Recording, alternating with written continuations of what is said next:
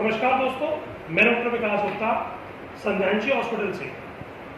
आज हम आप लोगों को जानकारी देंगे बगंदर के बारे में। बगंदर की जानकारी से पहले मैं आपको एक बात बताना चाहता हूं कि इस वीडियो को अंत तक जरूर देखें। जिन लोगों ने मेरे चैनल को सब्सक्राइब नहीं किया है उसको सब्सक्राइब कर लें, क्योंकि हम गुदा रोग संबंधी जानकारी आप लोगों तक लाते हैं। यह जानकारी लगभग लोग एक दूसरे तक शेयर नहीं करते हैं, एक दूसरे से छुपाते हैं और जब बीमारी बड़ी हो जाती है तब अस्पताल पहुंचते हैं। अगर इस बीमारी को शुरुआती दौर में, गुदा रोग की बीमारियों को शुरुआती दौर के अंदर ही अगर हम चिकित्सा कर दें तो बीमारियों का भयंकर रूप धारण नहीं होगा। बहुत सारे मरीज बड़े बड़े ऑपरेशनों से बच जाएंगे। तो अब हम जानते हैं बगंदर के बारे में। बगंदर, जिसको फिस्टुला इन एनो भी कहते हैं। फिस्टुला इन एनो गुदा मार्ग के पास फोड़ा हो जाना, वह फोड़ा एक ही स्थान पर बार बार होना, उस फोड़े में से मवाद आते रहना, पानी का रिसाव होना। बहुत बार क्या होता है, हम नॉर्मल फोड़ा समझ के उसमें चीरा लगा लेते हैं। चीरा लगवाने के बाद क्या होता है, मवाद निकल आती है, 5-7 दिन पट्टी होती है, दवाई चलती है, ठीक हो जाता है। परंतु कुछ दिन के बाद फिर उसी स्थान पे दोबारा फोड़ा पैदा होता है, वह फोड़ा बगंदर होता है।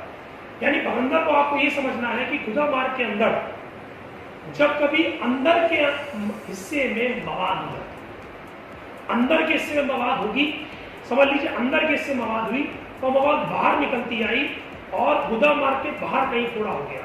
यानी अंदर के हिस्से मवाद हुई, रास्ता बना के बाहर निकल आई, बाहर चीरा आपने लगा दिया, बाहर से आपने मवाद निकाल दी। इस स्थिति से क्या होगा कि जो अंदर की मवाद थी, यानी अंदर की जो कील थी, जैसा हम देसी भाषा में समझते हैं कि हर फोड़े के अंदर एक कील होती है। कील मतलब उसकी रूट होती है। अगर वो रूट वहां से नहीं निकली तो बार बार मवाद पैदा होगी, बार बार ये कष्ट होगा और इस फोड़े के अंदर बार बार क्या होगा, आपको दर्द, फोड़े का फूटना, फिर बंद हो जाना, फिर फोड़े का फूटना, फिर बंद हो जाना। बहुत से लोग मुझसे अपनी ओपीडी में पूछते हैं कि डॉक्टर साहब ये फोड़ा होने का कारण क्या है। देखिए, कारण सबसे पहला तो किसी बीमारी में गुदा मार्ग की कब्जी ही होता है। लैट्रिन, सड़ी हुई लैट्रिन, खराब लैट्रिन जब एक जगह पर आकर चिपकती है, सड़ती है, तो वहां पर क्या है, मवाद पैदा होता है। वह मवाद धीरे धीरे करके बाहर ट्रैवल शुरू करती है। जब वो बाहर की तरफ आती है तो बाहर आने के बाद वो अपना मुंह खोल देता है और वहां से मवाद निकलनी शुरू होती है। लगभग लोग क्या समझते हैं कि ये जो फोड़ा है ये नॉर्मल फोड़ा है। बस स्टोर पे जाते हैं, कुछ दवाइयाँ खाते हैं और दवाई खाने के बाद कुछ दिन तक वो शांत होता है। कुछ दिन के बाद फिर से फोड़ा होता है, फिर फोड़ा होता है और उसे फिर हम बाद में कह देते हैं नासूर।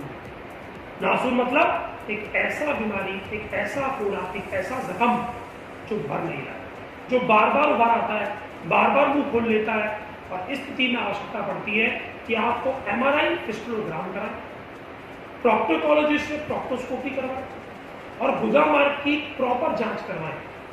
हमारे संस्थान में आर्शोग्राम यंत्र, एक यंत्र है जिसकी द्वारा हम चेक करके आपको बता सकते हैं कि क्या ये फोड़ा बगंदर है या नहीं। अगर ये बगंदर है तो उस खाली फोड़े को चीरा लगाने की बजाय उसमें शारसूत्र उपचार करें, क्योंकि शारसूत्र इकलौता ऐसा माध्यम है जिसके द्वारा किए हुए इलाज में 98% चांस है कि दोबारा बगंदर पैदा नहीं होगा। अगर आपने चीरा लगवाया, फिस्टुलेक्टमी करवाई, तो उसके अंदर दोबारा बगंदर पैदा होने का चांस 60% लोगों में होता है। जी हाँ, 60% लोग। ऐसा WHO भी कहती है, ऐसा CCRS भी कहती है।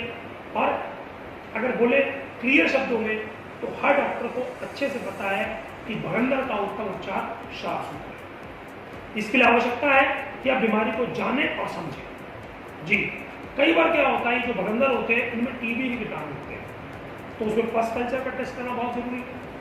कभी कभी क्या होता है कि बॉडी के अंदर कोई और इन्फेक्शन है, जैसे कि टाइफाइड है, जैसे कि UTI है, जैसे कि लिवर की कमजोरी है, या किडनी के अंदर इन्फेक्शन है, या कोई आप स्टेरॉइड ले रहे हैं, या आपकी बॉडी के अंदर माल न्यूट्रिशन, यानी कि आपके शरीर बहुत सूख गया है, आपके शरीर को भोजन नहीं लग रहा है। ऐसी स्थिति में भी बगंदर आपके शरीर में ठीक नहीं होंगे। यानी बगंदर के मरीज को ये सारी जांचें कराने के बाद ही अपना प्रॉपर उपचार कराना चाहिए।